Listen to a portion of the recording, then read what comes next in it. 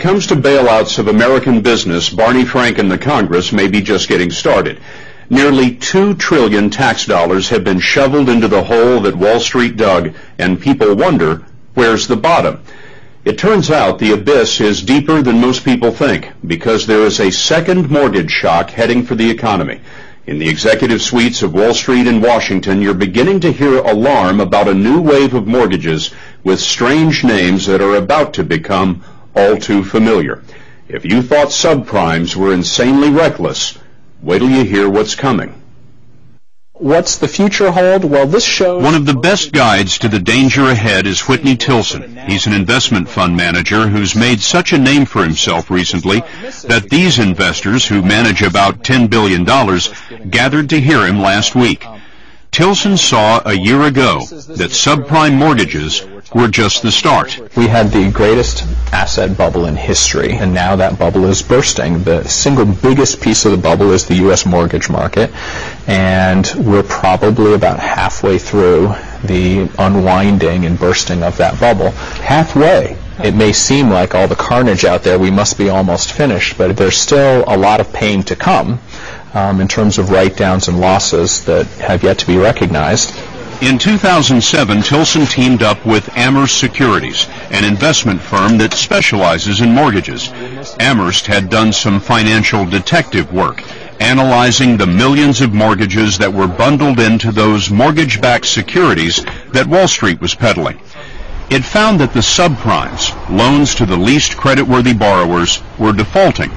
But Amherst also ran the numbers on what were supposed to be higher quality mortgages. And they were frankly terrifying as data we'd never seen before, and that's what made us realize, holy cow, things are going to be much worse than anyone anticipates. The trouble now is that the insanity didn't end with the subprimes. There were two other kinds of exotic mortgages that became popular, called Alt-A's and Option Arms. The option arms, in particular, lured borrowers in with ultra-low initial interest rates, called teaser rates, sometimes as low as 1%. But after 2, 3, or 5 years, those rates reset. They went up, and so did the monthly payment. So a mortgage of, say, $800 a month could easily jump to $1,500. Now the Alt-A and option arm loans made back in the heyday are starting to reset, causing the mortgage payments to go up and homeowners to default. The defaults right now are incredibly high at unprecedented levels, and there's no evidence that the default rate is tapering off. Those defaults almost inevitably are leading to foreclosures and homes being auctioned and home prices continuing to fall. What you seem to be saying is that there is a very predictable time bomb effect here. Exactly. I mean, you can look back at what was written in 05 and 07, you can look at the reset dates, you can look at the current default rates, and it's really very clear and predictable what's going to happen here. Just look at this projection from the investment bank of Credit Suisse. These are the billions of dollars in subprime mortgages that reset last year and this year. Now look at what hasn't hit yet. The Alt-A and option arm resets when homeowners will pay higher interest rates in the next 3 years. We're at the beginning of a second wave. How big is the potential damage from the Alt-A's compared to what we just saw in the subprimes? Well, the subprime was approaching $1 trillion. The Alt-A is about $1 trillion. And then you have option arms on top of that. That's probably another $500 to $600 billion on top of that. How many of these option arms would you imagine are going to fail? Well north of 50%. My gut would be 70% of these option arms will default. How do you know that? We know it based on current default rates, and this is before the reset. So people are defaulting even on the little 3% teaser interest-only rates they're being asked to pay today. That second wave is coming ashore at a place you might call the Repo Riviera, Miami-Dade County. Oscar Munoz used to sell real estate. Now his company clears out foreclosed homes. Business is just going through the roof for us. Fortunately for us, unfortunately for the poor families who are going through this. I wonder, do you ever come to houses where the people are still here? Absolutely. That's really a sad situation. I'd rather not meet the people. Why not? It's not easy to come in and move a family out. It's just our job to do it for the bank. It's just the nature of what's going on in the market right now. What is going on in the market right now? How much work are you getting? Every day we have 20, 30 assignments. A day? A day. Just your company? Just our company. And we're one of the few companies right now who are hiring. We have to hire people because the demand is so high. People who've been evicted tend to leave stuff behind. The next house is usually much smaller. Banks hire Munoz to move the possessions out where by law they remain for 24 hours. Often the neighbors pick through the remains. Once the homes are empty, the hard part starts, trying to find buyers in a free-fall market. Miami real estate broker Peter Zalewski talks like a man with a lot of real estate to move. We have 110,000 properties for sale in South Florida today, 55,000 foreclosures, 19,000 bank-owned properties, 68% of the available inventory is in some form of distress. They need someone to clean it up. What's the name of your company? It's called Condo Vultures Realty. What does that mean? That in times of distress and times of downturn, there's opportunity. And vultures are cleaning up the mess. A lot of people seem to think they kill, but they don't actually kill, they clean.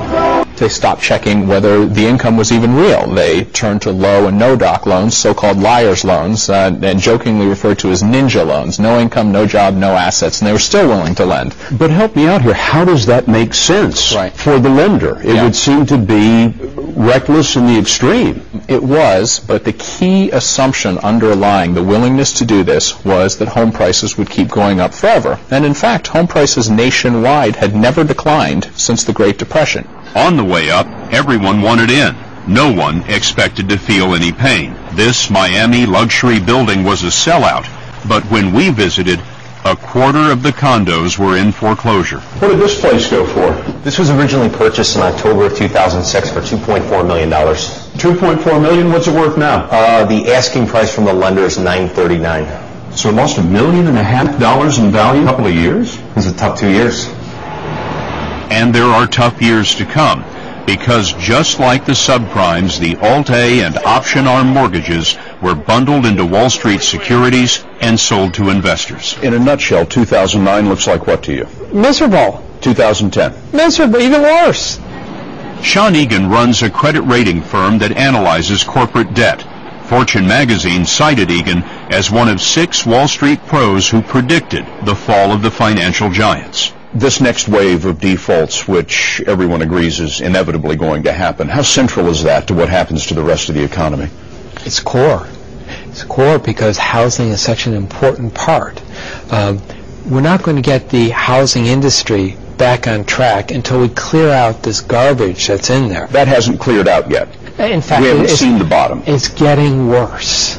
What do you mean? There are some statistics from the National Association of Realtors, and they track the supply of housing units on the market, and that's grown from 2.2 million units about 3 years ago up to 4.5 million units earlier this year.